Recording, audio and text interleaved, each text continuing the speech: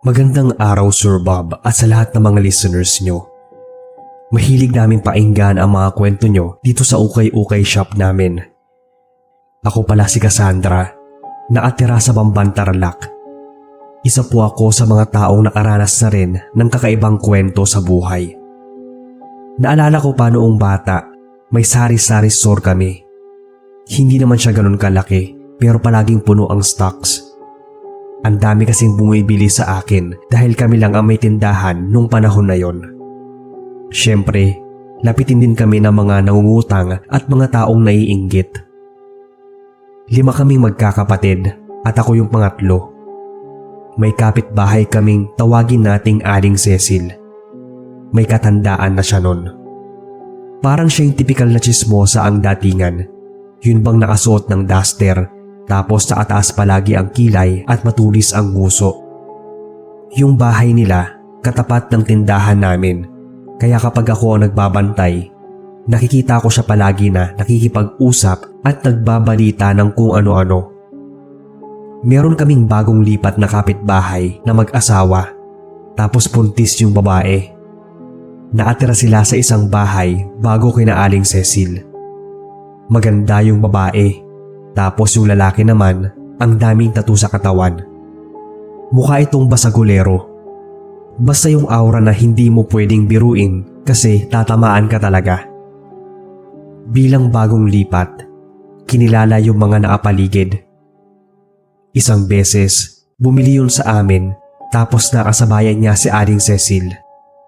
Tinanong siya kung ilang taon na siya. Ang sabi niya, 17 daw. Tapos 21 years old yung asawa niya. Alam ko na agad yung hilat siya ng mukha ni Aling Cecil kapag nag-judge siya ng isang tao. Umalis na yung babae matapos niyang bumili. Hindi nga ako nagkamali. Narinig ko na pinag-uusapan na nila na ang bata pa raw ng babae tapos nag-asawa na. Pariwara daw ang buhay at malandi. Tapos nag-asawa pa raw ng mukha ring walang kwenta at may bisyo. Basta lahat ng mga panlalait na sabi na niya doon sa mag-asawa. Hindi natapos yon. Halos araw-araw naririnig ko na pinag-uusapan nila yung dalawa dahil nga madalas silang nasa tapat ng tindahan namin at nag-uusap. Pero ang napansin ko, madalas namang utangan ni Aling Cecil yung babae pero sinisiraan niya. Isang gabi, pasarado na kami ng tindahan. Sinugod ng lalaki yung bahay ni Aling Cecil kasi may naarating daw sa kanyang chismis tungkol sa asawa niya. Narinig namin yon dahil nagsisigawan sila. Sinasabi ni Aling Cecil na wala siyang alam na ganun. Halos araw-araw na yon na may parinigan sila. Yung babae, mabait siya kasi hindi siya umiimik o dahil bata pa rin siya at yung asawa niya yung halatang matapang.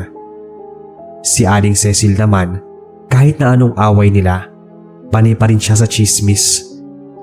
Minsan nga, hindi ko na alam kung saan niya nakukuha yung mga balita na pinapakalat niya.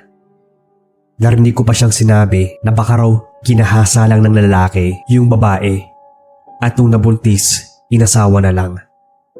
Tapos minsan sinasabi niya na nag-a-addict daw yung lalaki. Nakikita niya na bumibili ng bawal na gamot doon sa bahay nila Kuya Bong. Ako naman, nakikinig lang dahil bata-bata pa naman ako noon. Hindi ako pwedeng basta mangialam lang. Wala rin naman akong alam sa totoong nangyayari.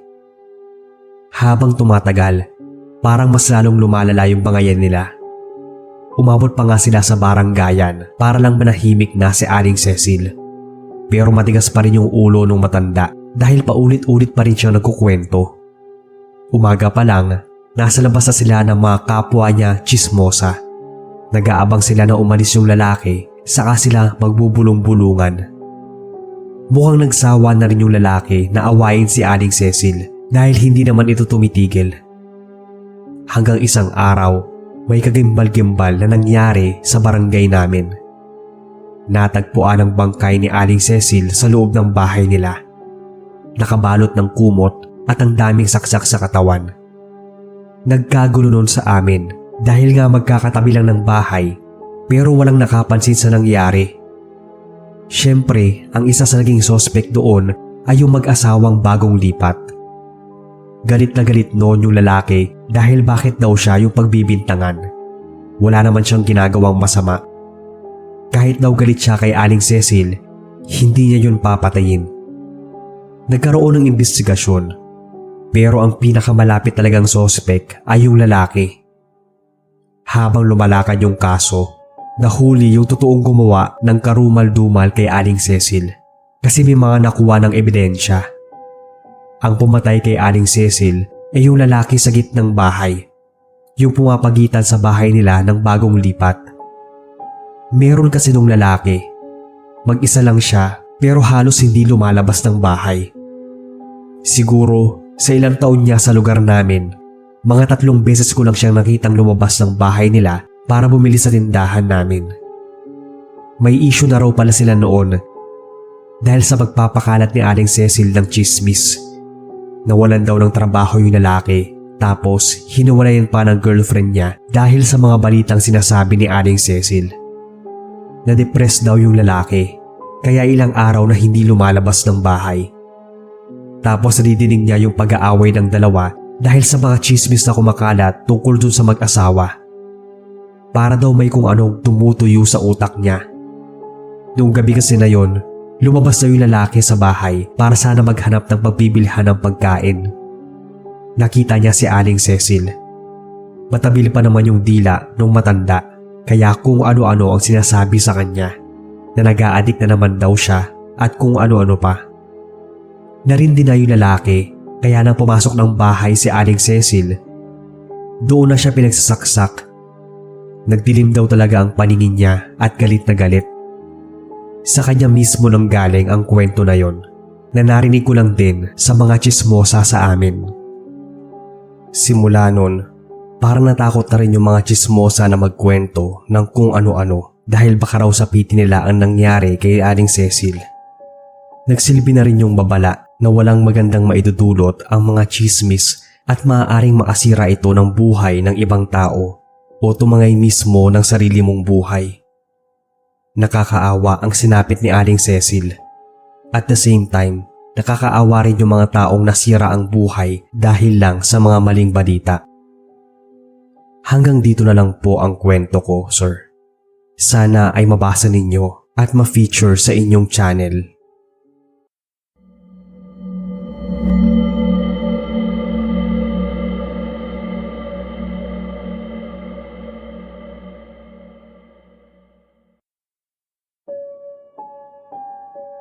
Mapagpalang araw sa lahat. Tawagin na lang akong Micaela, 25 years old at nakatira sa maliit na bayan sa Bataan. Bago lang po akong listener nyo nang minsan mag-share sa akin yung pinsan ko ng isa sa mga kwento sa channel. Simula nun, naging libangan ko na ang pakikinig bago matulog. Itong pinsan ko rin yung nag-udyok sa akin na ipadala itong kwento ko.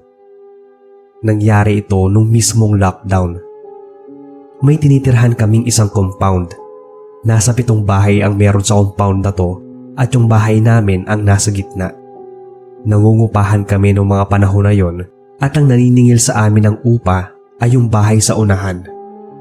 Malaking bahay yon na may tindahan. Dahil nagkaroon ng lockdown, walang trabaho noong mga panahon na yon kaya wala kaming maibayad sa upa. May batas din na bawal munang maningil.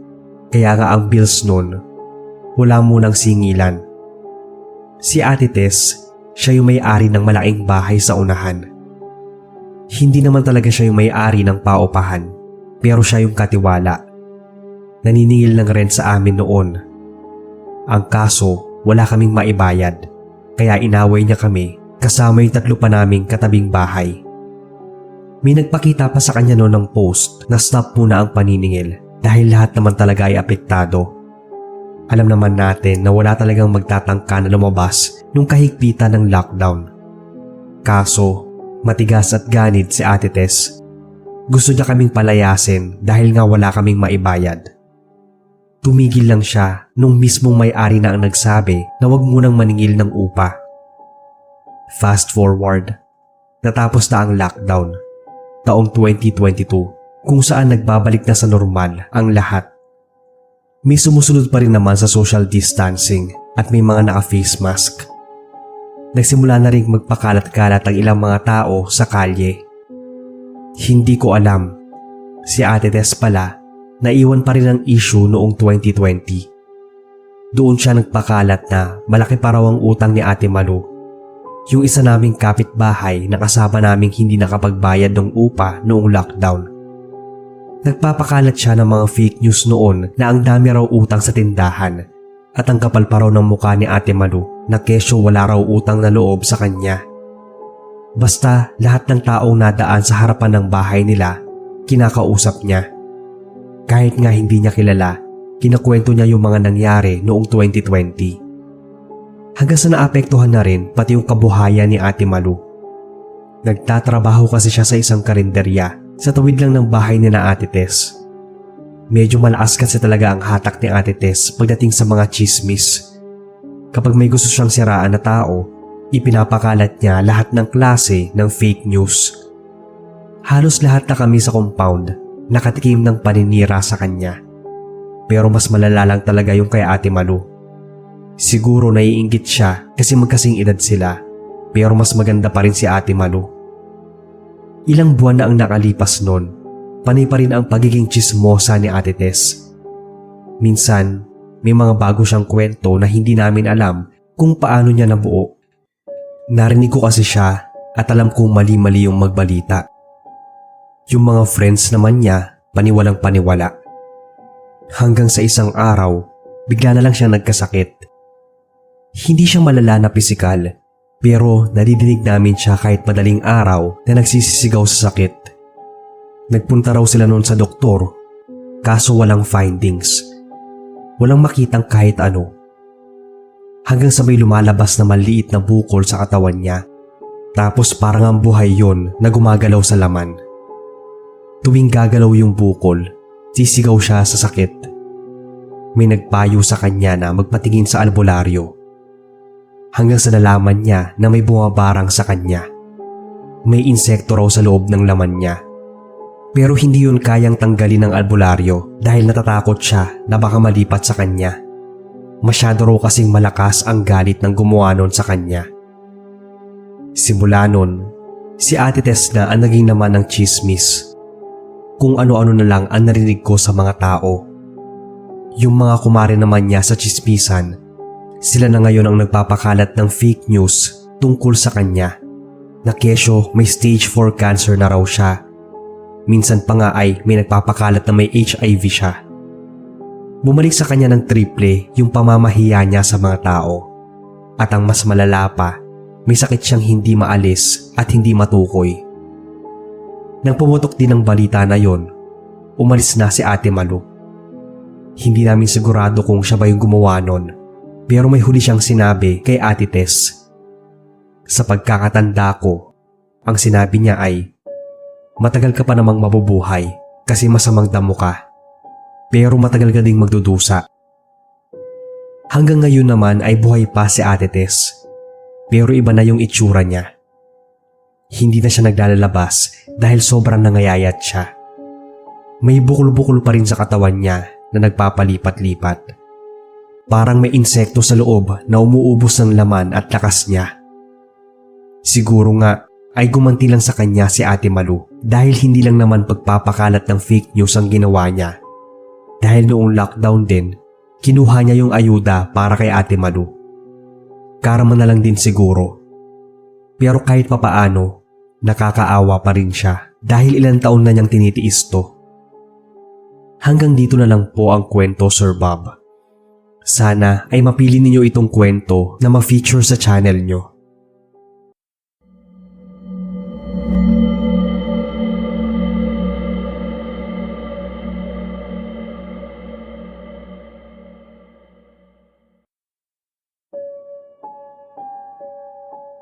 Hello po, Sir Bob. Ako si Erin, isang OFW sa Japan. Since kabataan, mahilig na po talaga ako sa mga kwentong katatakutan.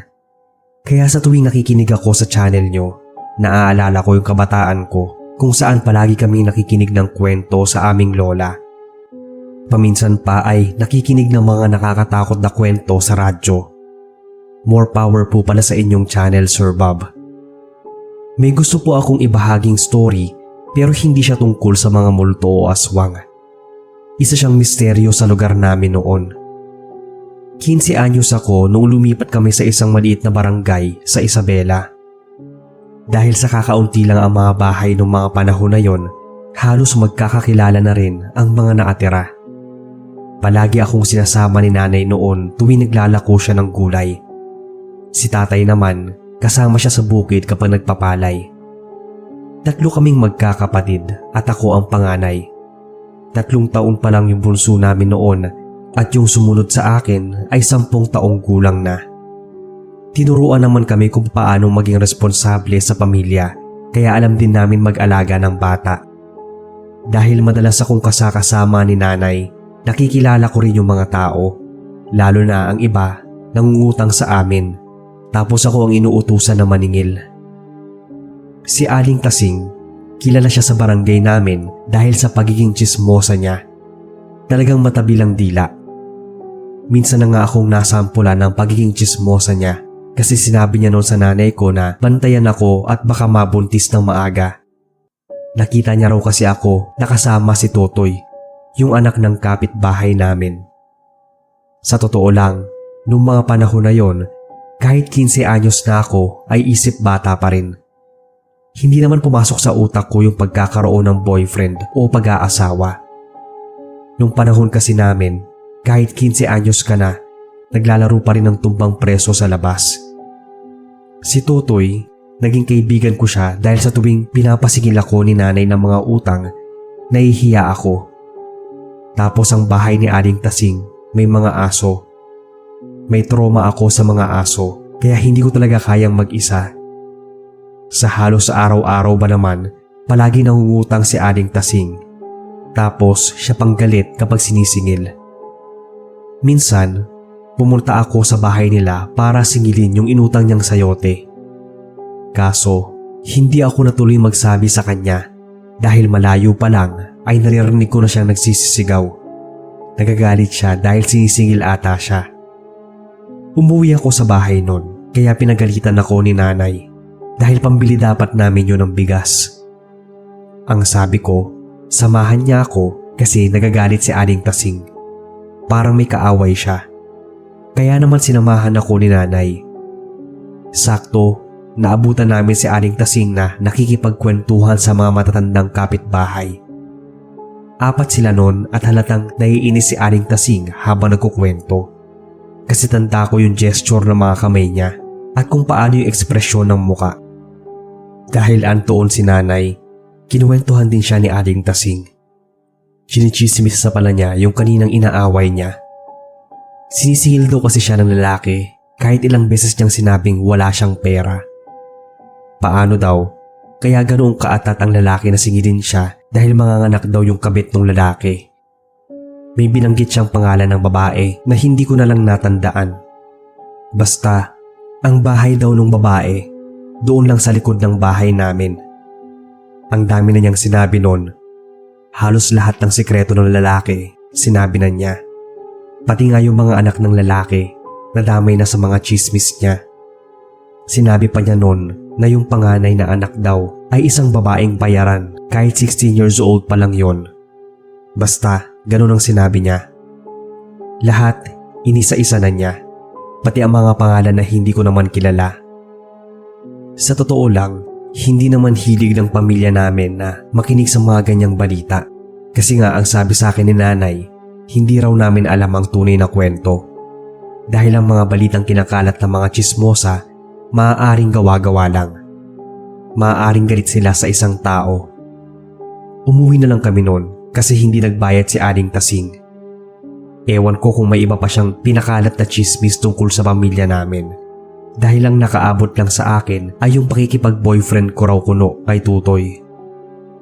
Sa mga sumunod na araw, palagi kong naririnig si Aling Tasing. Kung saan-saang bahay siya umaabot para lang ikalat yung chismis tungkol sa lalaki at sa pamilya niya. Dahil nga naglalako kami ng gulay, nakilala ko yung lalaki at yung anak niya na sinasabing nagbebenta daw ng katawan. Mukha namang hindi totoo dahil maayos naman yung pamilya nung lalaki. Akala ko noon kapag lumipas na ang ilang linggo, mag-iiba na yung topic ng chismis. Pero paulit-ulit lang yung sinasabi ni Aling Tasing. Mula sa pagtilaok ng manok hanggang sa marinig na ang kuliglig. Hanggang sa nakaabot na yon sa pamilya ng lalaki. Sinugod ng lalaki yung bahay ni Aling Tasing dahil nga raw sa mga maling balitang pinapakalat niya. Nasisira na yung mental health ng panganay niya at nadadamay pa ang ibang babae na sinasabing kabit niya. Nagkagulo nun dahil nag-amok ng awa yung lalaki at humarap yung asawa ni Aling Tasing. Akala ko nga magtatagaan sila, kaso hindi naman nangyari. Ilang buwan ang lumipas, puro chismis pa rin si Aling Tasing. Hindi siya nagsasawa. Hindi ko matandaan kung kailan eksakto nangyari yon, pero November nang umugo ang balita na nawawala si Aling Tasing. Ang batikang chismosa ng aming barangay. Hindi nila alam kung nasaan. Ang huling balita lang ay umalis siya para magpunta sa kumare niya. Nang tanungin ng kumare, sinabi lang na hindi sila nagkita. Nang makalipas ang 2 araw, pinuntahan nila yung lalaki na nakaaway ni Aling Tasing. Pinagbibintangan na baka itinago ang asawa niya, pero wala naman silang napatunayan. Ang bali-balita pa nun, baka raw sumama na sa lalaki papunta sa malayong lugar. Kumbaga, yung mga chismis na kinakalat niya noon sa mga tao, ibinabalik sa kanya. 2 linggo ang lumipas, nagkaroon ng kaguluhan sa school namin.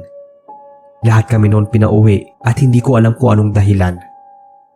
Nalaman ko na lang kay Tutoy nung nagpunta siya sa bahay.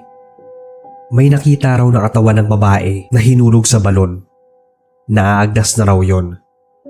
Hinihinala na si Aling Tasing dahil yung duster na suot nito ay yun din yung suot bago mawala yung chismosa.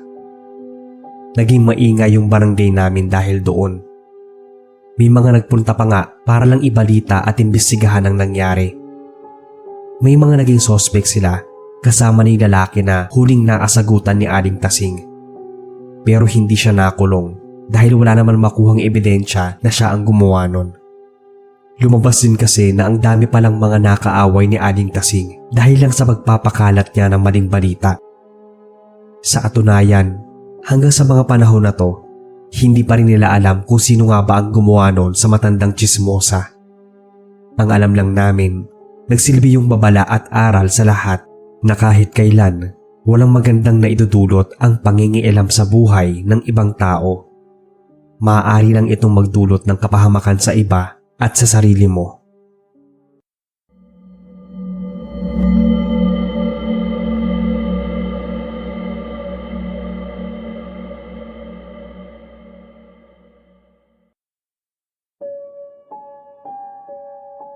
Magandang araw po.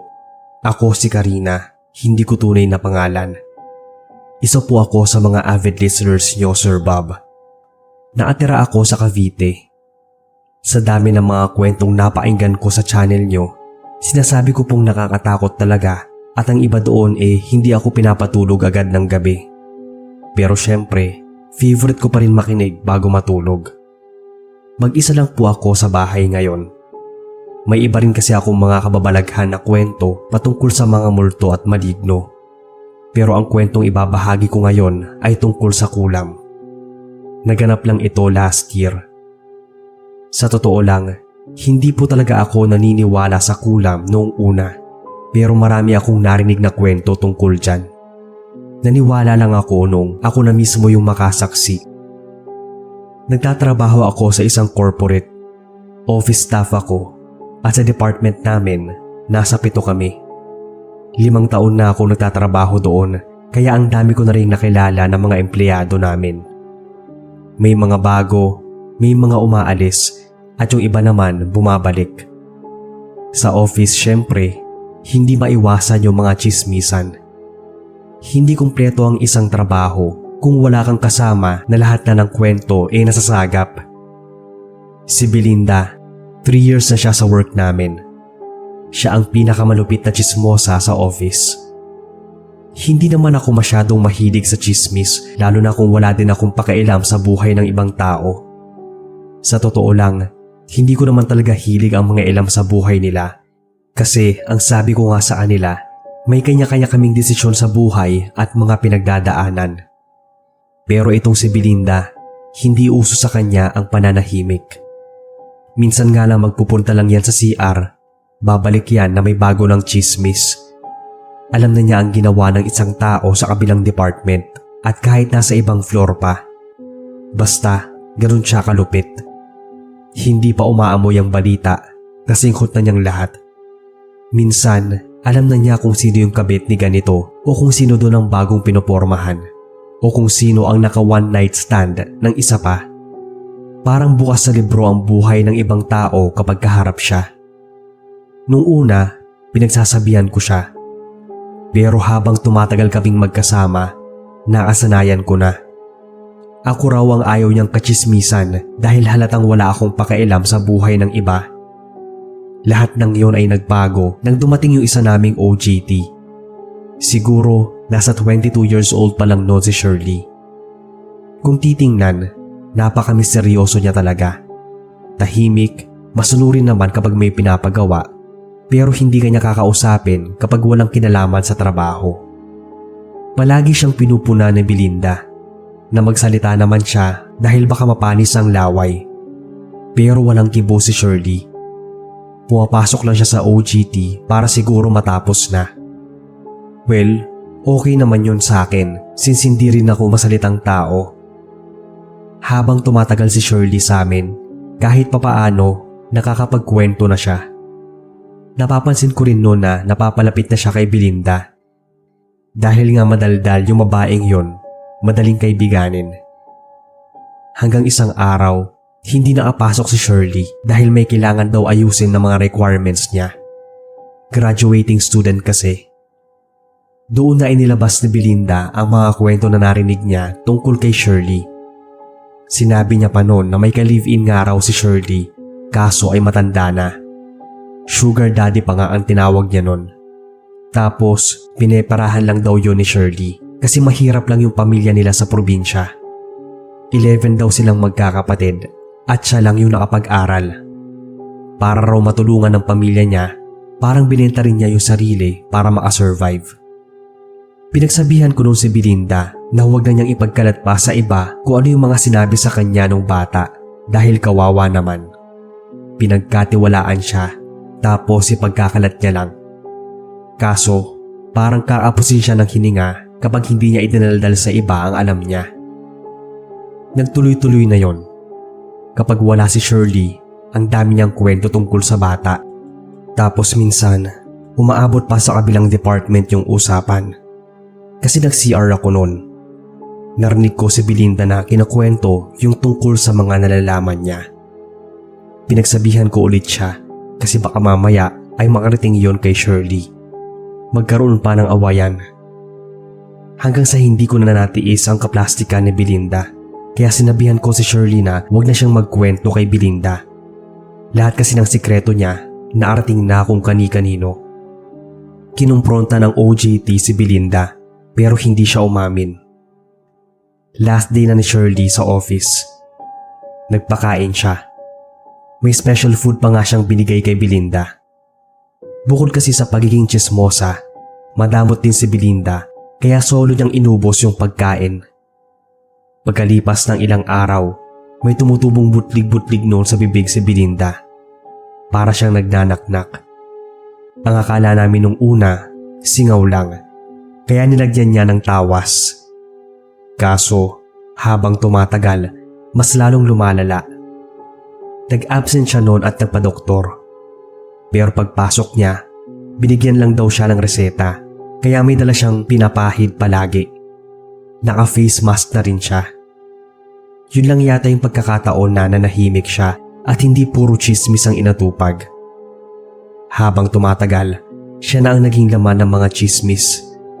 Yung chismosa na-chismis na nga. Ilang araw siya nung hindi nakapasok dahil nga nagnanaknak yung bibig niya. Nagpatawas sila. Tapos lumabas na may kumulam sa kanya. Hindi ko alam kung humingi siya ng sorry sa mga taong siniraan niya at chinismis. Pero nakapasok siya ng work after 3 weeks ng leave. Simula nun, hindi na siya nagkukwento ng kung ano-ano. Hindi niya inamin sa amin, pero feeling ko si Shirley ang gumawa sa kanya nun. Nabanggit kasi niya noon na parang may kakayahan sila pagdating sa pangungulam. Naging lesson na rin yon kay Belinda, lalo na hilig niyang manira ng mga tao dahil sa pagiging tsismosa niya. Nung siya ang napagchismisan, biglang bumait. Kaya alam kong walang mabuting maidudulot ang mga chismis na yan. Mapatrabaho, eskwela, kahit mga pagtitipon. Masaya lang siyang papainggan kapag pinag-uusapan ng ibang tao, pero kapag bumaliktad na ang sitwasyon, dun sila nananahimik. Ito lang po ang kwento ko, Sir Bob. Sana ay nagustuhan ninyo at kapulutan ng aral, lalo sa mga chismosa dyan.